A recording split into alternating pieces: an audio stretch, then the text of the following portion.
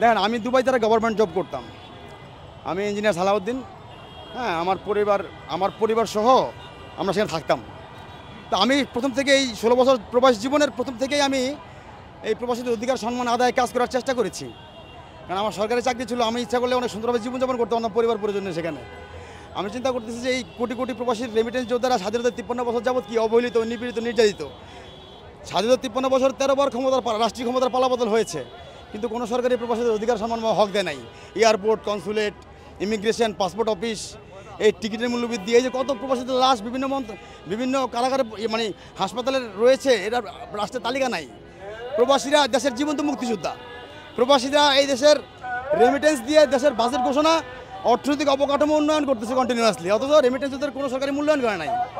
আমরা মনে করেছিলাম যে হয়তোবা এই সরকারের পরিবর্তন হইলে, নতুন সরকার আসলে আমাদের রেমিটেন্সদের মূল্যায়ন করবে।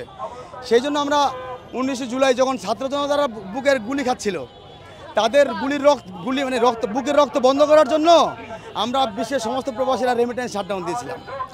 মধ্যপ্রাচ্যের রেমিটেন্স যোদ্ধারা আমরা একত্রিত হয়েছি, সমগ্র বিশ্বের রেমিটেন্স যোদ্ধারা আমরা একত্রিত হয়েছি কেন? একটা স্বাধীন, সার্বভৌম, স্বাধীন বাংলাদেশ দেখার জন্য, ভারত পাকিস্তানের আধিপত্য মুক্ত একটা সার্বভৌম দেশ দেখার জন্য, একটা শক্তিশালী রেমিটেন্স খাত গঠন করে দেশকে দ্রুত উন্নয়নের দ্বারপ্রান্তে নিয়ে যাওয়ার জন্য আমরা রেমিটেন্স শাটডাউনের ঘোষণা দিয়ে দেশের পরিবর্তন চেয়েছিলাম, ছাত্র সমাজকে ক্ষমতায়ন করতে চেয়েছিলাম। কারণ আমরা ছাত্র রাজনীতিকে 2018 থেকেই প্রমোট করে এসেছি। প্রবাসীরা বিভিন্ন ধরনের অর্থনৈতিক সাহায্য দিয়ে, অফলাইনে, অনলাইনে, সাংগঠনিকভাবে, লাইভ করে, টকশো করে, লিখিতভাবে, বলার মাধ্যমে, লেখার মাধ্যমে বিভিন্নভাবে ওদেরকে সহযোগিতা করে 2018 থেকে 2024 পর্যন্ত ওদেরকে প্রতিষ্ঠিত করেছি। যখনই ওরা গুলি খাচ্ছে তখন আমাদের আর সহ্য হয় না, আমরা রেমিটেন্স শাটডাউন দিয়ে দিয়েছি। বাংলাদেশ যখন ব্ল্যাক আউটে ছিল তখন আমরা পরিবারের খবর জানতাম না, ইন্টারনেট ফোন বন্ধ। আমার মা কেউ হাসপাতালে, কেউ আইসিইউতে, কেউ মনে করেন আপনার মা বাবা মারা গেছে, কারো সন্তান মারা গেছে, কারো বউ মারা গেছে, 2 কোটি প্রবাসী বাংলাদেশের সাথে যোগাযোগ বিচ্ছিন্ন হয়ে গেছে। আমরা সেই বেদনাকে দূরে রেখে আমরা আমাদের বাইরেদের বুকের রক্ত বন্ধ করার জন্য, গুলি বন্ধ করার জন্য, ছাত্র জনতার বুকের রক্তগুলি বন্ধ করার জন্য আমরা রাস্তায় নেমে এসেছি, নিজেদের উজ্জ্বল ভবিষ্যৎ ধ্বংস হবে জেনেও। দেশপ্রেমে উদ্বুদ্ধ হয়ে আমরা ওই দেশের রাস্তায় নেমে এসে আইন অমান্য করেও যাতে আমাদের ভাইদের রক্ত, আমাদের দেশ ভালো নেই, আমাদের ভাইরা ভালো নেই, এদেরকে মুক্ত করার জন্য কি পেলাম আমরা? সবাই এখানে যারা সবাই জেল খেটা লোক, সবাই জেল, কারো যাবজ্জীবন, কারো 10 বছর 7 বছর জেল হয়েছে। আমরা মুক্ত হয়েছি, এখনো আমরা মুক্ত হয়ে এসেছি না। আমাদের পুনর্বাসন ক্ষতিপূরণের আশ্বাস দিয়েছিল।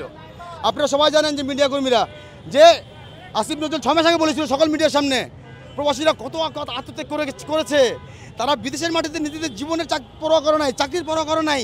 তারা আইন অমান্য করে তাদের শাস্তি হবে জেনেও তারা আমাদের বাঁচিয়েছে, এই সরকারকে পতন করেছে, আমাদের ক্ষমতায়ন করেছে।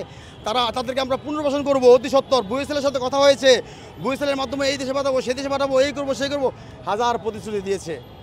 কিন্তু যেই কদু হেই মাতা ঘুরা আপনা কবল আতা, এই হচ্ছে হেই দশা। মানে স্বাধীনতা 53 বছর 13 বার ক্ষমতার পালা বদলে যে রাষ্ট্র যা করতেছে, এই সরকার আমাদের আত্মত্যাগের বিনিময়ে, আমাদের জীবন বিসর্জন এবং কোরবানির বিনিময়ে সরকার সেম জিনিস করতেছে আমাদের সাথে। তাহলে আমাদের রেমিটেন্স শাটডাউন দিয়ে ঘোষণা দিয়ে লাভ হলো কি?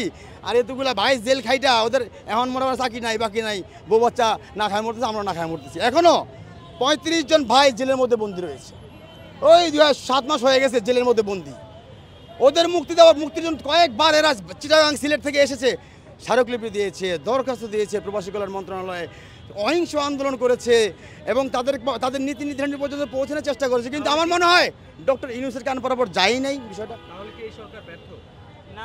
আমরা এই সরকার ব্যর্থ বলতেছি না, আমরা এই সরকারকে প্রমোট করার জন্য 1 বছর ধৈর্য ধরেছি, পেটে পাথর বেঁধেছি, পেটে পাথর বেঁধেছি। 1 বছর আমরা মানবতার জীবনযাপন করেছি, আমাদের চাকরি ছিল না, বাকি ছিল না।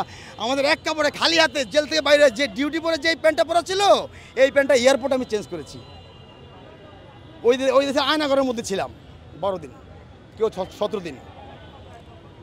দুঃখের কথা আপনি কী বলবো, বাচ্চা 2টা লেখাপড়া ছিল ওই দেশে, ওয়াইফ ছিল, কারো কোটি কোটি টাকার ব্যবসা ছিল, কারো মনে করেন 5-6টা গাড়ি বাড়ি ছিল, কারো ফ্ল্যাটের ব্যবসা করতো। এখানে সবাই আছে উপস্থিত, সবাই প্রমাণ এখানে, তাদের সব ডকুমেন্টস আছে, everything is here. Okay, so we do for this government, but this government is only, এই গভর্নমেন্টের জন্য আমরা আমাদের জীবন ধ্বংস করলাম। আমাদের বাচ্চাদের টাকা খাওয়া মারতেছে, আমার বাচ্চারা এখন লেখাপড়া করতে পারতেছে না, স্কুলে যেতে পারতেছে, টাকা নাই, কারণ আমরা চাকরি নাই, কিছু নাই, সব নিঃশেষ করেছি এই সরকারকে ক্ষমতায়নের জন্য। অথচ আমাদের ভাইয়েরা এখনও 35 জন জেলের মধ্যে বন্দী রয়েছে আবুধাবি আল সদর হাসপাতালে, আল সদর কারাগারে। তাদের বুকের উপরে চেয়ার রেখে এখনও এই সরকার গতিতে কীভাবে বসে থাকে? আমরা তো একটা বছর ধৈর্য ধরেছি, এই সরকারকে প্রমোট করেছি, রেমিটেন্স বৃদ্ধি করেছি, পাঠিয়েছি, উৎসাহ দিয়েছি রেমিটেন্স যোদ্ধাদেরকে, পাঠাও রেমিটেন্স, এই ভঙ্গুর দেশকে আবার উন্নত করো। কারণ আমরা এই দেশ সরকারকে এনেছি, তাই না? আমরা তো রেমিটেন্স পাঠাবো, আমরাই তো উৎসাহ দেবো, দিয়েছি। একটা বছর পেটে পাথর পেতে ধৈর্য ধরেছি, কিন্তু যেই লাও হেই মাথা ঘুরা ঘুরা আপনা কপাল হাতা, যেটা কইলাম আমি, ওই আগের কাহিনী। For more updates, follow us on Facebook, subscribe our YouTube channel, get the latest update on www.daily-sun.com.